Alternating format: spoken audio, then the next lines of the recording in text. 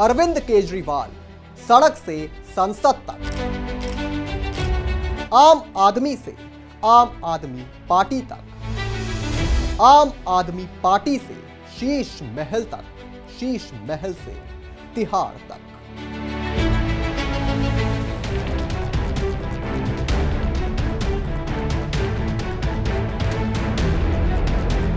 केजरीवाल का सियासी करियर किसी सिनेमा से कम नहीं है। इसमें ईमानदारी का ड्रामा है, जज्बातों से खिलवाड़ है, जुबानी जुमलों का एक्शन है और तिहाड़ जाने का क्लाइमैक्स है। मैं अरविंद केजरीवाल ईश्वर की शपथ लेता हूं। 16 अगस्त 1968 ये वो तारीख थी जब हरियाणा के सिवानी में गोविंद राम केजरीवाल और गीता देवी के घर जन्म हुआ अरविंद केजरीवाल का। सिवानी कैंपस स्कूल और क्रिश्चियन मिशनरी स्कूल से अरविंद केजरीवाल ने अपनी स्कूली शिक्षा पूरी की। इसके बाद साल 1979 में अरविंद केजरीवाल ने IIT खड़गपुर से मैकेनिकल इंजीनियरिंग में B.Tech किया।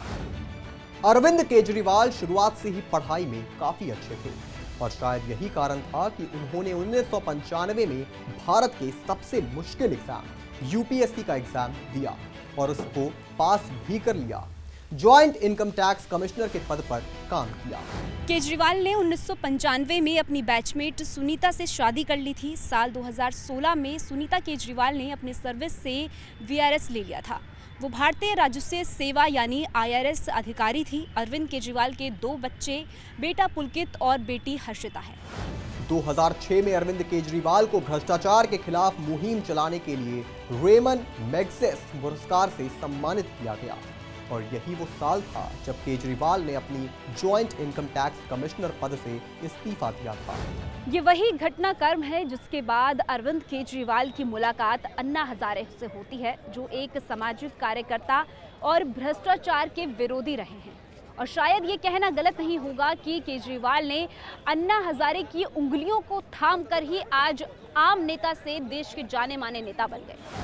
साल 2011 अरविंद केजरीवाल ने सामाजिक कार्यकर्ता अन्ना हजारे के साथ मिलकर जन लोकपाल विधेयक को लागू कराने की मांग करते हुए India against corruption group IAC का गठन किया और शायद यही अरविंद केजरीवाल की जिंदगी का सबसे बड़ा टर्निंग पॉइंट था। ये वो दौर था जब पूरा देश कांग्रेस के भ्रष्टाचार से परेशान था। आए दिन नए घोटाले सामने आते थे, विकास की गति रुक चुकी थी, महंगाई आसमान छू रही थी और सत्ता में बैठे नेता अपनी मस्ती में मस्त रहते थे। और इन सब के विरोध में 16 अगस्त को दिल्ली के रामलीला मैदान में अन्ना हजारे भूख हड़ताल पर बैठ गए।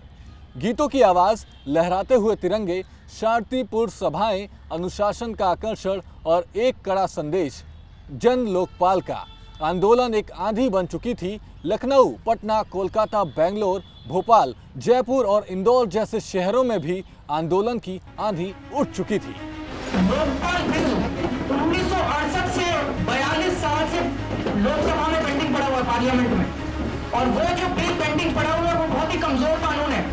तो जब इन नेताओं ने वो कमजोर कानून पास नहीं किया तो एक स्ट्रॉन्ग बिल ये बनाएंगे ऐसा उम्मीद करना नामुमकिन है।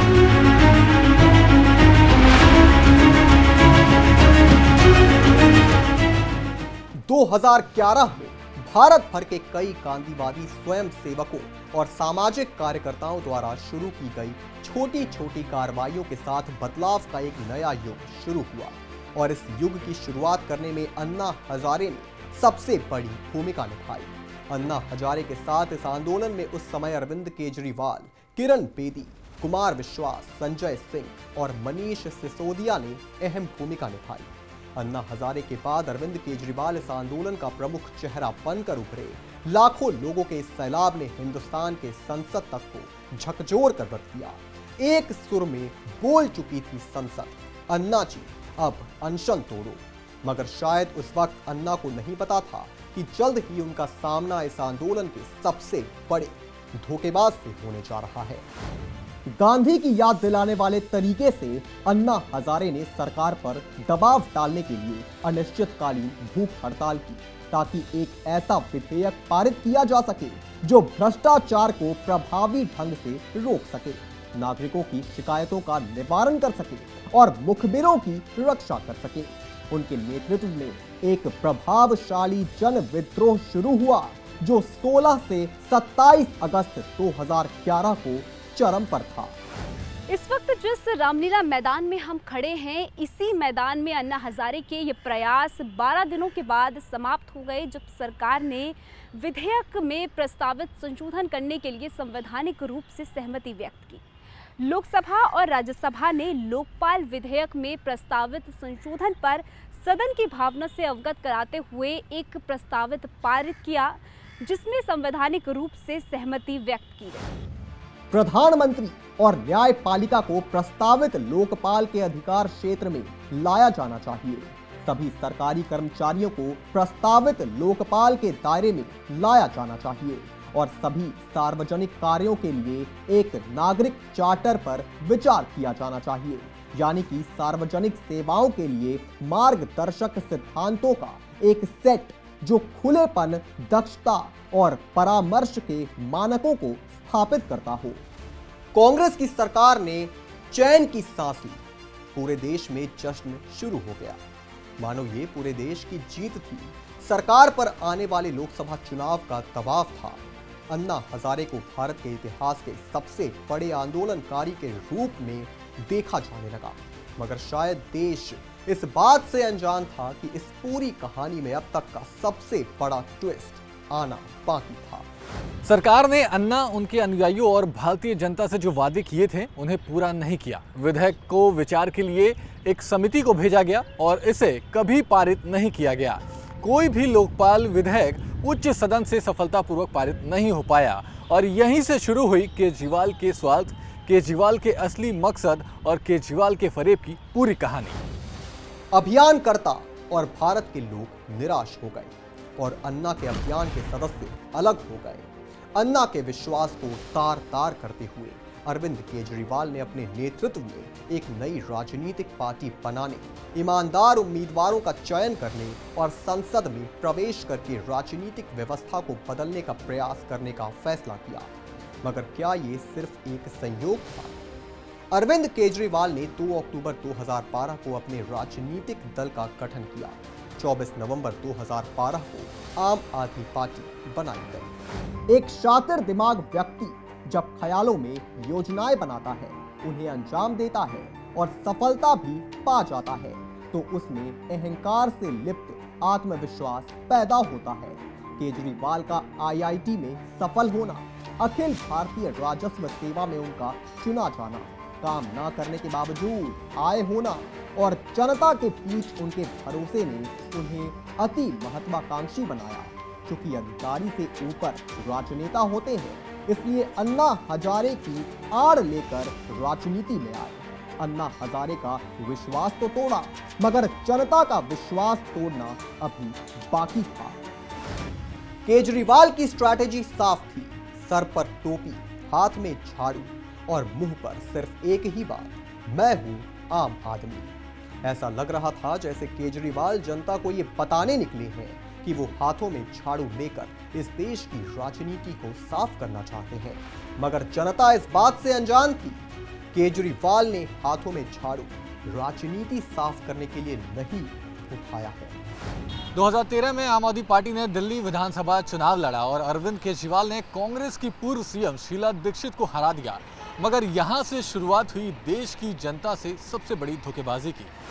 जिस कांग्रेस पार्टी के खिलाफ आंदोलन शुरू हुआ, जिस कांग्रेस पार्टी के भ्रष्टाचार से पूरा देश परेशान था, जिस पार्टी का नाम चीख चीख कर चिल्लाने से केजरीवाल को देश में पहचान मिली थी, दिल्ली की राजगद्दी पर बैठने के लिए अरविंद केजरीवाल ने पूरे देश के भरोसे को अपने जूते पर रखकर कांग्रेस के साथ सरकार बनाने का फैसला किया। महज 1 साल पुरानी पार्टी ने दिल्ली में सरकार बना ली। केजरीवाल इसे किसी चमत्कार से कम नहीं समझ रहे थे।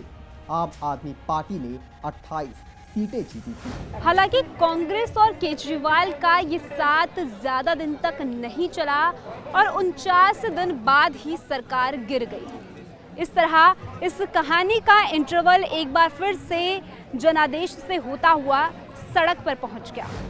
केजरीवाल की षड्यंत्रकारी सोच राजनीति के इन रहस्य की दीवारों को भेद ना सकी और 14 फरवरी के दिन जब पूरी दुनिया वैलेंटाइन डे की खुशी में डूबी हुई थी, नए नए मुख्यमंत्री बने केजरीवाल को सत्ता से अपनी मोहब्बत तोड़नी पड़ी। केजरीवाल की सियासत फिर से शून्य पर खड़ी हो गई। शायद उन्हें अपने कामों का फल मिलना शुरू हो चुका था, मगर कहते हैं ना, एक बार कोई राजनीति के दलदल में घुस जाए, फिर अगर वो बाहर निकलने के लिए छटपटाएगा तो वो उस दलदल में घुसता चला जाएगा। केजरीवाल के मुंह तक सत्ता का स्वाद पहुंच चुका था। अब केजरीवाल के लिए सत्ता से दूर होना असंभव था। दिल्ली के विधानसभा में जो कुछ घटा उससे कहीं ना कहीं अरविंद केजरीवाल हताश और निराश नजर आए, लेकिन उसके बावजूद उनके मन में एक चीज था कि वो सत्ता की शव को ढो सकते हैं, लेकिन उसके बावजूद वो सरकार में आने की पुरजोर कोशिश कर रहे थे। हंगामा था, ड्रामा था और लोकतंत्र का अमली ड्रामा था। 70 सदस्यों की दिल्ली विधानसभा सारे टीवी चैनलों पर लाइव थी। ऐसा इसके पहले शायद ही कभी हुआ था। अल्पमत की एक सरकार के जन लोकपाल विधेयक के बाद जो सियासत होने वाली थी, उसके सारे पात्र तय हो चुके थे, पटकथा तय हो चुकी थी और पटाक्षेप तय था। लेकिन पूरी कथा का पता होने के बावजूद फिल्म के अंतराल भी होता है और अंत भी। केजरीवाल की सरकार जन लोकपाल लेकर आई थी। बीजेपी ने कहा था हम भी खिलाफ नहीं है, कांग्रेस ने कहा हम तो चाहते ही हैं। तो क्या ये सिर्फ एक नाटक था, क्योंकि जन लोकपाल पास करना तो दूर, पेश तक नहीं हो सका। भारतीय राजनीति का ये वो चरित्र था जिसने केजरीवाल को फिर से चौराहे पर खड़ा कर दिया। इस दौरान सदन में इतना हंगामा मचा जिसकी गूंज पूरे देश में सुनाई दी। आम आदमी पार्टी, कांग्रेस या बीजेपी, कोई भी ये संदेश नहीं देना चाहता था कि दिल्ली लोकपाल बिल उनकी वजह से गिर गया। इस शोर में अगर किसी की आवाज नहीं थी तो वो थी केजरीवाल की आम आदमी पार्टी। 27 विधायकों की ये पार्टी एक शब्द भी नहीं बोली। तो क्या केजरीवाल के साथियों का कंठ कमजोर पड़ गया था या फिर ये शांति की एक सियासत का हिस्सा था? अरविंद केजरीवाल जब ये बोल रहे थे तो उनके अंदर एक नई राजनीति का नेता बैठ गया था। वो साफ देख पा रहे थे कि नई परिस्थितियों के करघे पर अब काटनी होगी सियासत की सूत। विधानसभा के दृश्यों ने उन्हें सत्ता का निर्मोही नायक बना दिया था। दिल्ली की विधानसभा के भीतर सत्य और तथ्य के बीच एक ऐसा बैर खड़ा हो गया जिसने आम आदमी पार्टी की सरकार को फिर से सड़क पर लाकर खड़ा कर दिया। आम आदमी पार्टी का वीरान दफ्तर सर्दियों की ढलती हुई शाम में आवाम की आंच पर धधक उठा। दिल्ली का दंगल हारने के बाद भी केजरीवाल ने देश के दंगल के मोहरे ही बदल दिए। आलम यह था कि लोकपाल अब एक रहस्य का नाम है भी या नहीं, और जो है उसका पता नहीं और जो नहीं है उसका सबको पता है। केजरीवाल की राह मुश्किल थी। साथियों को धोखा देने के कारण कोई साथ नहीं था। कांग्रेस से हाथ मिलाने के कारण जनता नाराज थी, मगर केजरीवाल ने आगे की राह चुन ली थी। केजरीवाल ने इस्तीफा दे दिया और कहा कि विधानसभा में बहुमत नहीं है, इसलिए जन लोकपाल बिल पास नहीं करा पा रहे हैं, इसलिए फिर से चुनाव के बाद पूर्ण बहुमत के साथ लौटेंगे। अरविंद केजरीवाल की आम आदमी पार्टी अब फिर से सड़क पर थी। सड़क पर थी उनकी राजनीति और सड़क पर थी उनकी सोच। सड़क से चली यात्रा मंजिलों के लिए फिर से सड़क की पनाह में थी।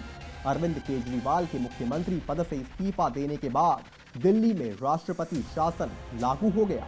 करीब साल भर तक राष्ट्रपति शासन रहने के बाद चुनावों का ऐलान हुआ, जिसमें आम आदमी पार्टी की उम्र महज 2 साल थी।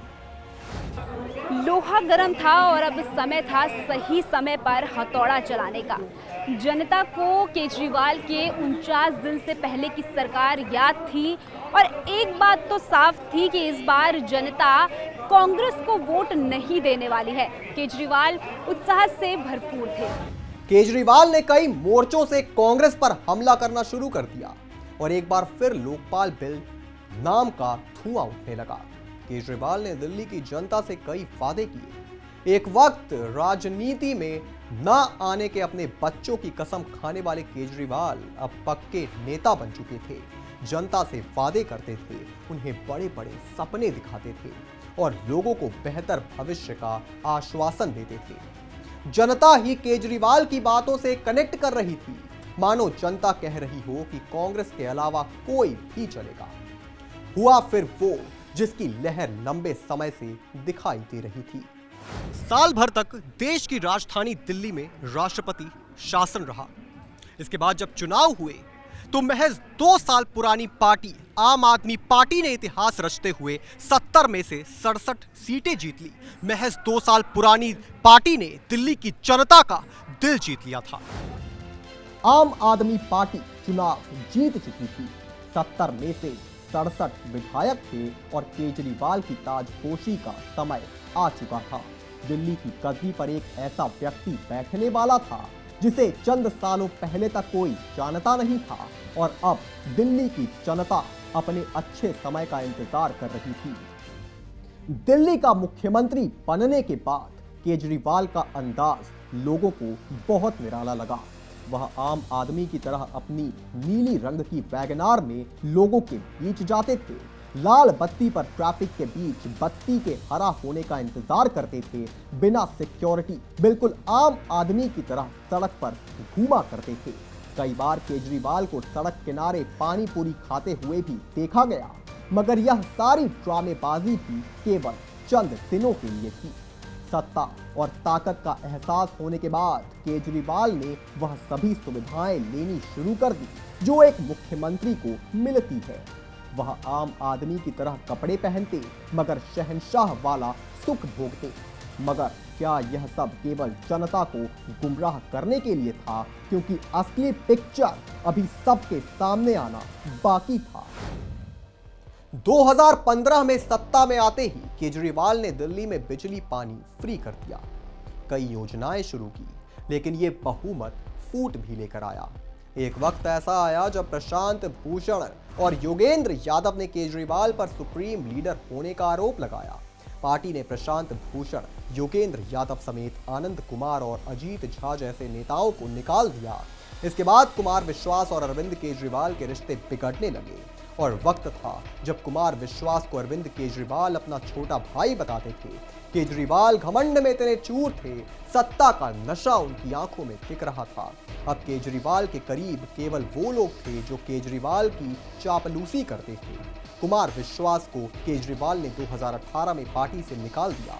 बाद में एक के बाद एक बड़े नेता केजरीवाल से दूर जाते चले गए। इस दौरान केजरीवाल ने जनता से कई वादे किए थे। इसमें फ्री वाईफाई और 10 लाख सीसीटीवी कैमरे लगाने के वादे ने पूरे देश में सुर्खियां बटोरी। 2015 के चुनाव से पहले अरविंद केजरीवाल ने 70 पॉइंट्स का एक्शन प्लान पेश किया था। केजरीवाल ने कहा था कि इसमें पर्यावरण, महिलाओं से जुड़े मुद्दे, ऑटो वाला ट्रैफिक और अर्थव्यवस्था जैसे सभी मुद्दों को शामिल किया जाएगा। आम आदमी पार्टी के घोषणा पत्र में सबसे बड़ा वादा किया गया था कि अगर वह सत्ता में आई तो दिल्ली को पूर्ण राज्य का दर्जा दिलाया जाएगा। हालांकि सबको पता था कि ये दिल्ली सरकार के अधिकार क्षेत्र से बाहर की बात है। सरकार में आने के बाद वो पूर्ण राज्य की मांग को लेकर केंद्र सरकार से उलझे भी, लेकिन उसका कोई फायदा नहीं मिला। दिल्ली पुलिस और प्रशासनिक अधिकारियों के साथ सरकार की भिड़ंत ने केजरीवाल की किरकिरी तो करवाई ही, और यहां से शुरू हुई केजरीवाल के धोखे की लिस्ट। हार कर अरविंद केजरीवाल ने अपने कई वादों को ठंडे बस्ते में डाल दिया। केजरीवाल का दूसरा बड़ा वादा था कि वो भ्रष्टाचार मुक्त राज्य के लिए दिल्ली जन लोकपाल बिल लेकर आएंगे। दिल्ली को विधानसभा ने जन लोकपाल बिल पास भी कर दिया, लेकिन 2016 में केंद्र सरकार ने ये बिल दिल्ली सरकार को लौटा दिया। उसके बाद से ये मामला भी ठंडे बस्ते में चला गया। केजरीवाल ने फ्री वाईफाई और 10 लाख सीसीटीवी कैमरे लगाने के वो वादे को पूरा नहीं किया। अरविंद केजरीवाल ने कहा है कि वाईफाई हॉटस्पॉट लगवाने का काम शुरू हो गया है। अगले 6 महीने में पूरी दिल्ली में 11,000 हॉटस्पॉट लगाए जाएंगे। केजरीवाल का ये वादा जुमला ही रह गया। इसी तरह से एक वादा महिलाओं की सुरक्षा के लिए पूरी दिल्ली में 10 से 15 लाख सीसीटीवी कैमरे लगवाने का था। सरकार ने अपने कार्यकाल के आखिरी वक्त अगस्त 2019 में सीसीटीवी कैमरे लगाने के आदेश दिए। हर निर्वाचन क्षेत्र में 4000 कैमरे लगाने के निर्देश दिए गए। अपने रिपोर्ट कार्ड में केजरीवाल सरकार ने दावा किया कि वो 1,40,000 कैमरे लगवा चुके हैं, अभी और कैमरे लगवाने बाकी हैं, मगर इसका भी कोई अता पता नहीं रहा। केजरीवाल ने चुनाव प्रचार के दौरान दिल्ली के प्रदूषण पर भी पिछली सरकारों को घेरा था। दिल्ली की जनता के लिए प्रदूषण एक बड़ा मुद्दा था। केजरीवाल ने पूरी दिल्ली में 35 लाख पेड़ लगाने का वादा किया था। प्रदूषण के स्तर को कम करने में सरकार नाकाम रही। दिल्ली में कुछ दिनों तक AQI लेवल ठीक रहने पर सरकार ने अखबारों में पूरे पेज का विज्ञापन देकर वाहवाही लूटने की कोशिश की, लेकिन हकीकत में दिल्ली का प्रदूषण स्तर कम करने में सरकार कुछ नहीं कर पाई। यहां तक कि ऑड इवन फॉर्मूले को लेकर भी आलोचना ही हुई। हालांकि कुछ ऐसी चीजें भी थी जिन्हें लेकर जनता के मन में केजरीवाल की एक अच्छी इमेज बन गई। केजरीवाल सरकार ने शिक्षा, स्वास्थ्य, बिजली, पानी जैसी बुनियादी सुविधाओं पर अच्छे काम किए। 2015 में आपने वादा किया था कि अगर वो सरकार में आई तो बिजली के दाम आधे कर देंगे। सरकार ने इससे बढ़कर काम दिखाया। केजरीवाल सरकार ने 200 यूनिट तक बिजली फ्री कर दी। 400 यूनिट तक बिजली की खपत पर दाम आधे कर दिए। मुफ्त के नशे की लत ने जनता को भी केजरीवाल का आदी कर दिया। मगर क्या सरकार में होते हुए केजरीवाल ने अपने लिए कुछ नहीं किया? क्या केजरीवाल सच में इतने ईमानदार थे? क्या सब कुछ उतना ही अच्छा था जितना दिखाई दे रहा था? शायद।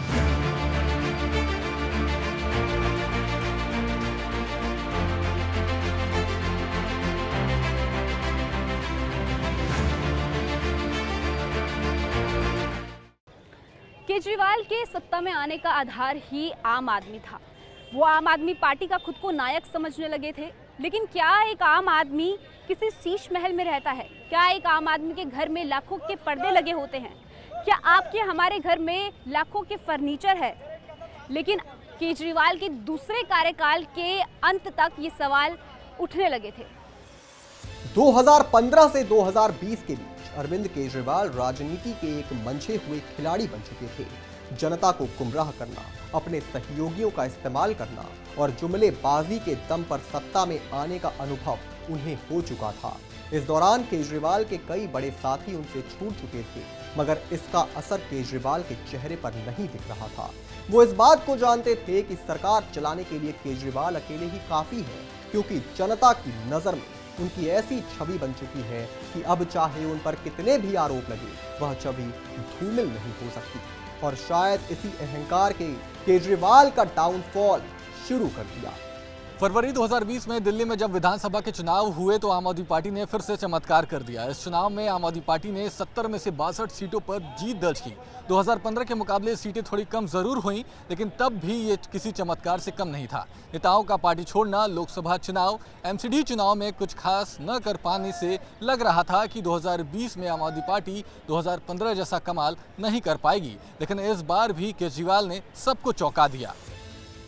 ये वो दौर था जब देश में कोरोना अपने पैर पसार चुका था। पूरी दुनिया कोरोना महामारी की चपेट में थी। भारत में लॉकडाउन लग चुका था, मगर दिल्ली के CM हाउस में अलग ही गतिविधि चल रही थी।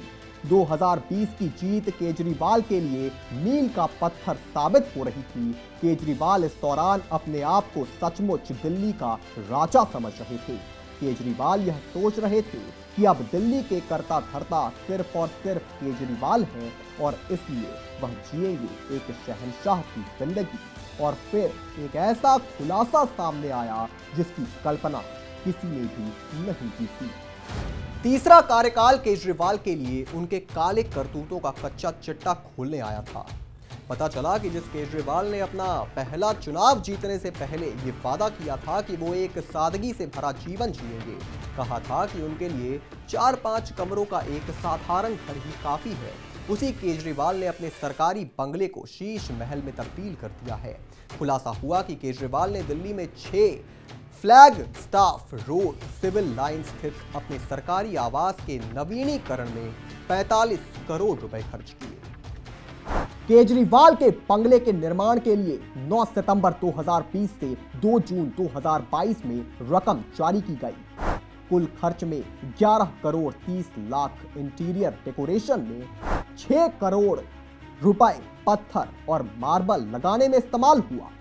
1 करोड़ रुपए इंटीरियर कंसल्टेंसी के लिए दिए गए। 2 करोड़ 58 लाख रुपए बिजली संबंधित फिटिंग और उपकरणों पर भी खर्च किए गए। 2 करोड़ 85 लाख रुपए अग्निशमन प्रणाली को मजबूत करने में खर्च हुए। 1 करोड़ 41 लाख रुपए वार्डरोब एक्सेसरी सेटिंग पर खर्च किए गए। बंगले में 2 किचन हैं जिसके निर्माण में 1 करोड़ 10 लाख रुपए खर्च किए गए। ये तो सिर्फ एक छोटा सा ट्रेलर था, असली खुलासा होना अभी बाकी था। दरअसल सीएम अरविंद केजरीवाल के आवास के रेनोवेशन में खर्च हुए 44 करोड़ 78 लाख रुपए में फाइनेंशियल रूल्स का उल्लंघन करने का आरोप लगा है। आरोप है कि करोड़ों रुपए के गैर कानूनी खर्च में तब के पीडब्ल्यूडी मंत्री भी बराबर की साझेदारी है। लगभग 45 करोड़ रुपए खर्च करने के लिए कोई भी सार्वजनिक टेंडर जारी नहीं की गई, जबकि ये नियम है कि 10 करोड़ से ऊपर के किसी भी योजना के लिए टेंडर निकालना जरूरी होता है। मगर कट्टर ईमानदार सर जी ने इस प्रोसेस से बचने के लिए मुख्यमंत्री आवास की मरम्मत में 10 करोड़ से कम की कई योजनाएं बनाकर निर्माण पूरा कराया, ताकि योजना की मंजूरी के लिए सचिव और मुख्य अधिकारियों तक फाइल भेजी ना जाए। इसलिए 5 योजनाएं बनाकर 7 करोड़ 90 लाख, 1 करोड़ 64 लाख, 9 करोड़ 9 लाख, 8 करोड़ 68 लाख और 9 करोड़ 34 लाख खर्च कर मुख्यमंत्री आवास की मरम्मत की गई।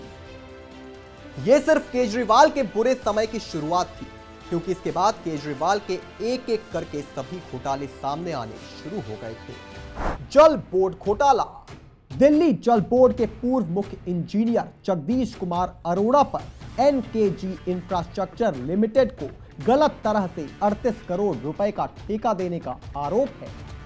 क्लासरूम घोटाला। स्कूलों में कमरों के निर्माण में भ्रष्टाचार के आरोप हैं। स्कूल में 7,180 कमरे बने हैं, जिसके लिए 999 करोड़ रुपए खर्च किया जाना था। पूरे काम को 65 भाग में बांट दिया गया।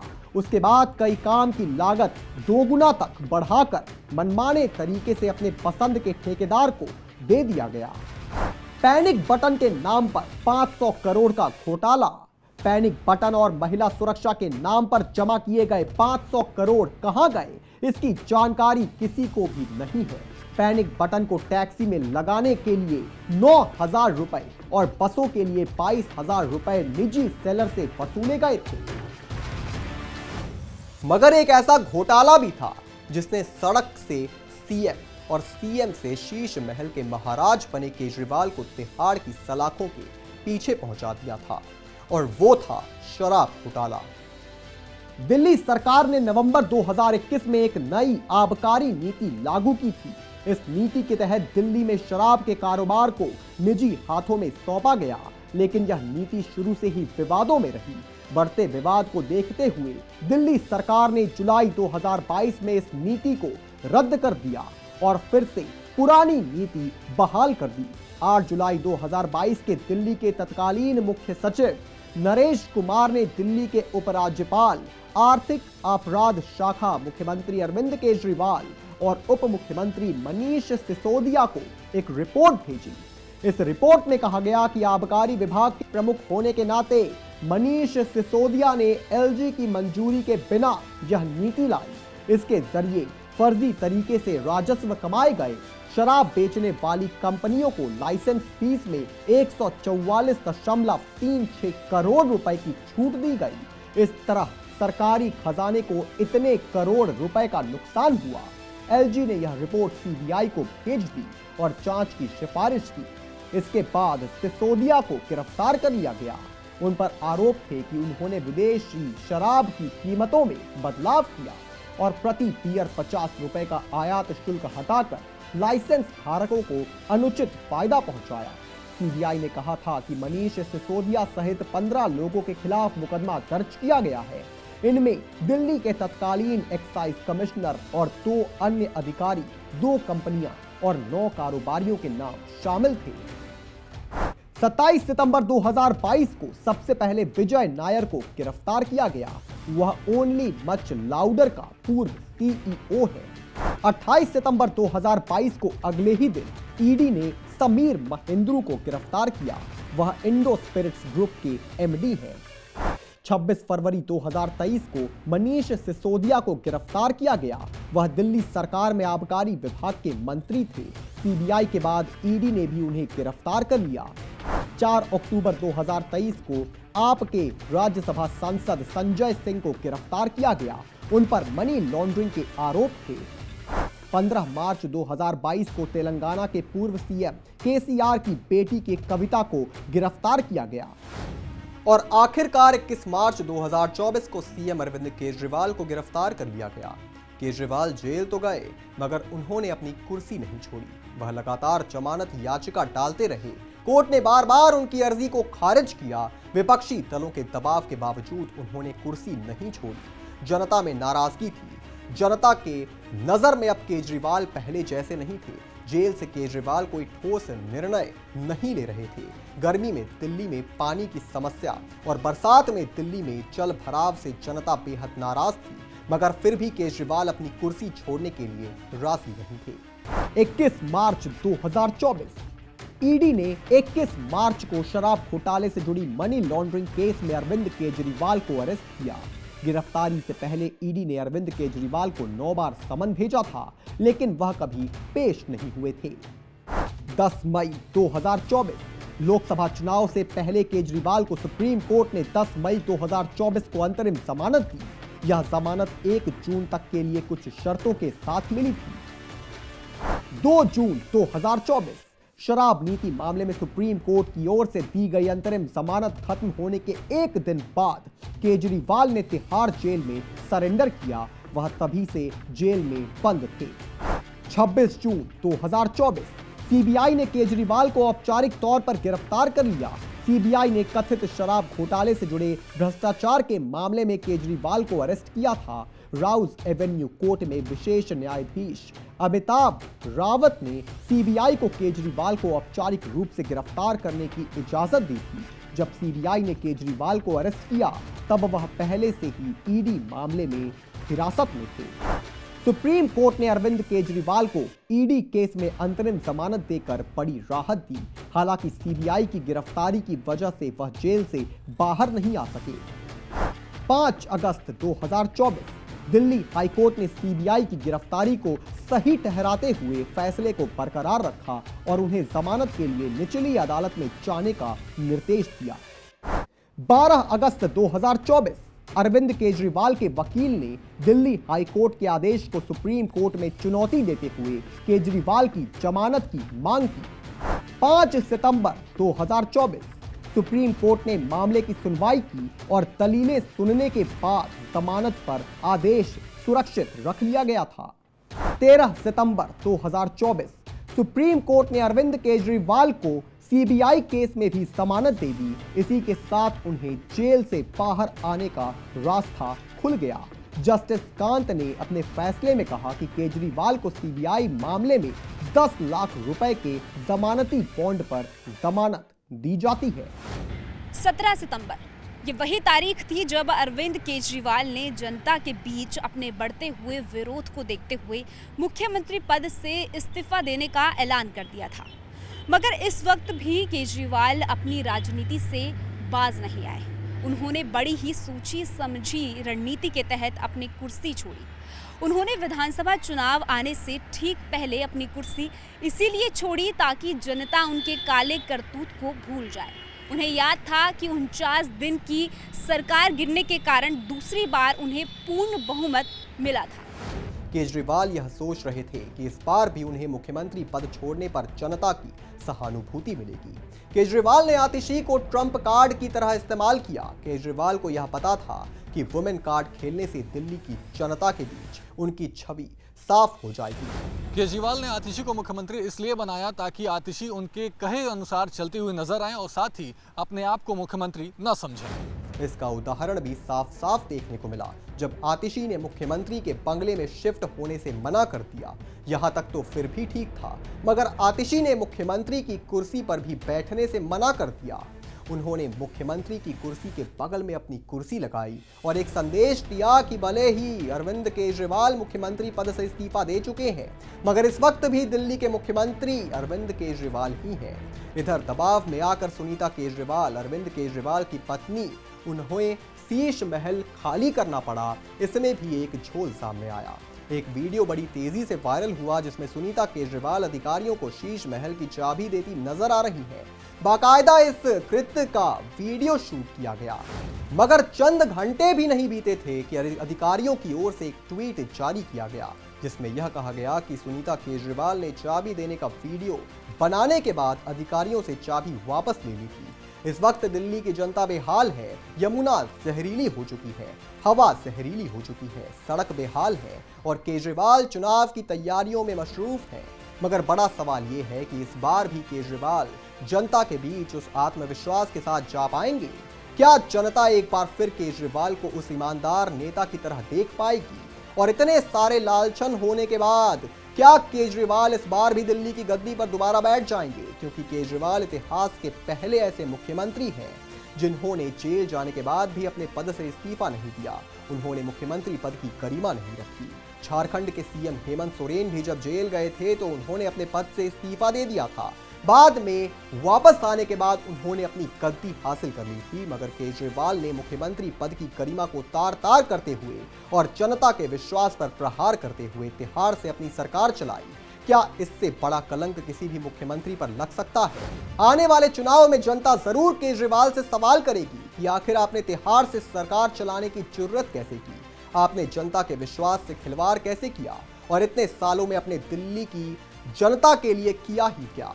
और इसका ट्रेलर केजरीवाल को पहले भी देखने को मिल चुका है। जिस इंडी गठबंधन के साथ मिलकर केजरीवाल ने लोकसभा में अपनी धाक जमाने की कोशिश की थी, जनता ने 7 के 7 सीटों पर केजरीवाल को हराकर दिखा दिया कि जनता दोबारा बहकावे में नहीं आएगी। और जनता भी यह समझ चुकी है कि केजरीवाल अपने फायदे के हिसाब से सबका इस्तेमाल करते हैं। पहले केजरीवाल ने 2013 में कांग्रेस के साथ मिलकर सरकार बनाई, जिस कांग्रेस को वह दिन रात कोसते थे, उनका दामन थामा। फिर 2015 में जरूरत खत्म होने पर कांग्रेस से अलग हुए।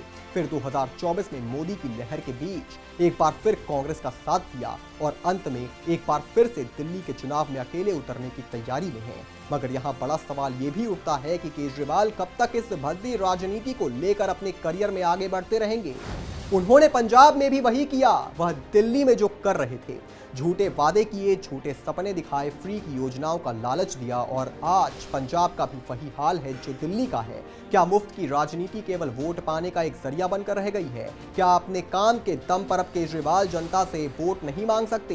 क्या केजरीवाल यह समझ चुके हैं कि दिल्ली की जनता को ऐसे झूठे सपने दिखाकर गद्दी हासिल करना आसान है? चुनाव नजदीक है, जनता का हथियार तैयार है। अब केजरीवाल दोबारा अपने शीश महल में वापसी करेंगे या नहीं, ये तो वक्त बताएगा। मगर जिस गति से केजरीवाल मुफ्त की राजनीति करके केजरीवाल ने दिल्ली को पीछे ढकेला है, उसकी भरपाई करने में कितने साल लगेंगे और आने वाली सरकार किस तरीके से दिल्ली को वापस रास्ते पर लाएगी, यह भी एक बड़ा सवाल रहेगा। खैर, चुनाव का परिणाम चाहे जो भी हो, उम्मीद यही है आने वाली सरकार दिल्ली की जनता से फरेब ना करे और दिल्ली को बड़े मुकाम पर लेकर जाए। और भी तमाम बड़ी खबरों से जुड़े रहने के लिए आप देखते रहें आय ऑन भारत।